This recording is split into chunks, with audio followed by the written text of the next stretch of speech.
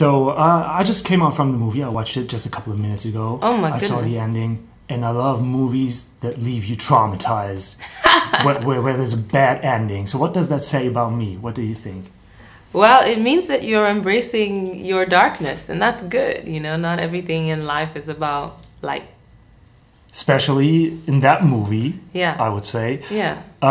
What would you say, and what kind of dark places did the movie bring you while preparing for shooting or preparing in general for your role? Well, I think, especially with the doppelganger Red, it required me to really think about, you know, emotions and thoughts that often get suppressed, you know, in society and definitely in myself, like rage and spite and vengefulness, you know, bitterness, hurt. Those kinds of emotions we're all too happy to, you know, push away, ignore, act like they don't exist.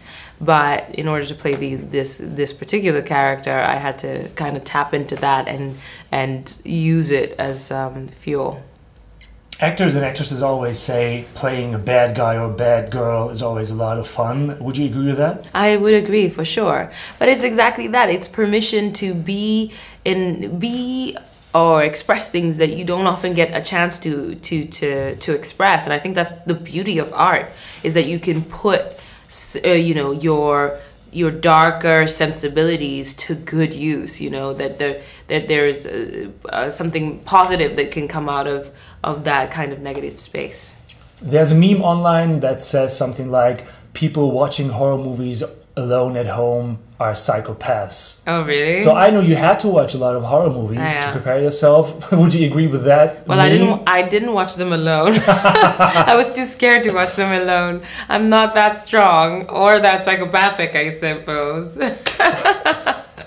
What was the reaction of family and friends when they heard that you're going to be starring in this movie? Well, my family was not surprised that I would be attracted to such a movie, because I've been scaring my siblings since I was little, and I love to scare. I used to have nosebleeds, and I would just let the blood drip into my mouth and chase my younger siblings around. Well, that's next level shit. Yeah. I liked that vampiric, you know, to play a vampire running around. So they were not surprised, but you know, a lot of my other friends were.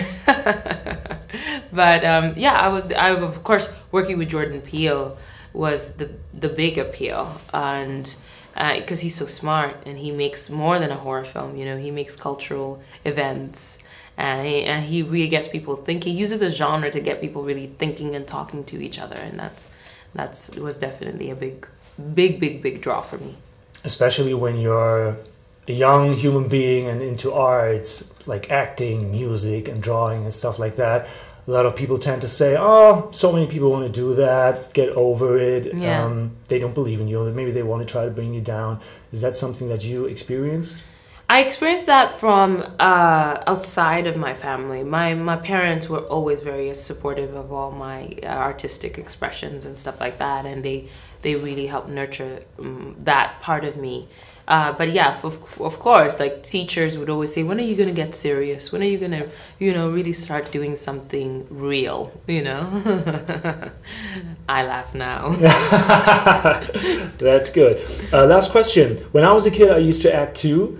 And I always thought auditions were so cruel. It was such a bad moment for me. I didn't like it. So any audition that you won't forget, maybe because it was a funny one, or maybe like the craziest one? Well, I remember shortly after I graduated from drama school, I was convinced by someone to do an audition for a musical. But it was almost operatic, this musical. Listen, I can sing in the shower, good, fine. You know, I can hold a tune. I like to sing. But there was no part of me that felt equipped for that musical. And I went in spite of myself, and I sang very badly. I mean, I'm not a trained musician. And afterwards, the person taping the audition said, "That was brave." And that's how I knew I did a really bad job.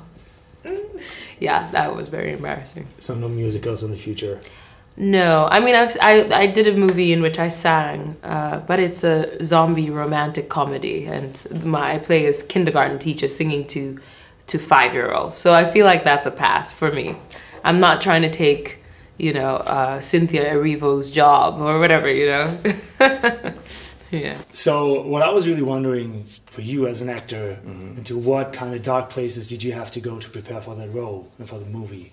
The way I work is I'm very script oriented, so I let the script really inform me on my decisions. And with this movie, what we did was a lot of world making. So we had to create a lot of worlds and a lot of rules to the space, and then letting that inform our characters. With Abraham, I looked at this man as a person who was not at all in proximity to freedom, to essentially any privilege, even governance of self-thought and decision and actions. And I just had to really imagine a world where I wasn't able to speak or choose for myself, and that to me brought a lot of sadness, and I was able to empathize with him instead of judge him. So that's what came out of, you know, that kind of work. I would have wanted a dad like him in that situation. Yeah, because he was always very cool, yeah. no matter what. That was really good. Yeah. There's a meme online that says people watching horror movies alone at home are psychopaths. Would you agree with that? I don't know if I would agree that they're psychopaths. I think, you know, watching a horror movie it's an interesting thing when it's by yourself. When it's in a movie theater, it feels like a big community experience. You're on a big roller coaster, and it's a fanfare. So when people scream, you scream. When people laugh, you laugh. So it's a totally different experience. At home, alone, I think you're really taking on all of the fear on your own, and that's a hard job sometimes. Well, I love it, so I guess I have to watch the movie again, Home Alone, one day. Alone? Are you admitting something? No, I'm not going to talk about it. I don't want to go to jail. I really enjoy movies that leave you traumatized in a way, where there's no happy end. So what movie traumatized you the most, maybe when you were younger or a kid? To be honest, the movies that traumatized me the most when I was a kid were war movies. So Platoon actually was like rough for me to watch. Like that scene with Willem Dafoe as he's being shot in the back was like really tough. Watching what was it there with Casualties of War, that one was a tough one too. I was like remembered being I think like 9 or 10 just like crying watching the TV. Like I can't do this. I don't want to go to war. Not like I had a war to go to, but yeah, that was a tough one. When I was a kid, I used to act, and I always thought auditions were like so cruel. I hated them. It was the worst thing ever.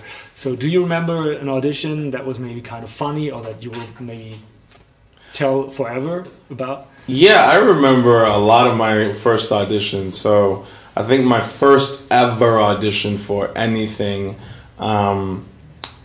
was for this play, and I walked in and I almost passed out. Like I started seeing stars because I was so nervous, and I started sweating, and I just like, I didn't get any words out. I just like shook their hands and walked out.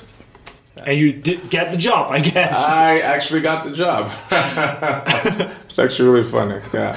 How was it to work with kids on set? I mean, in such a dark set. The kids are very brave, you know, and when I say brave, I don't mean in the horror film way. They're brave in the kind of risks they take. If you give them any kind of directions, they do it immediately. So they don't second guess themselves.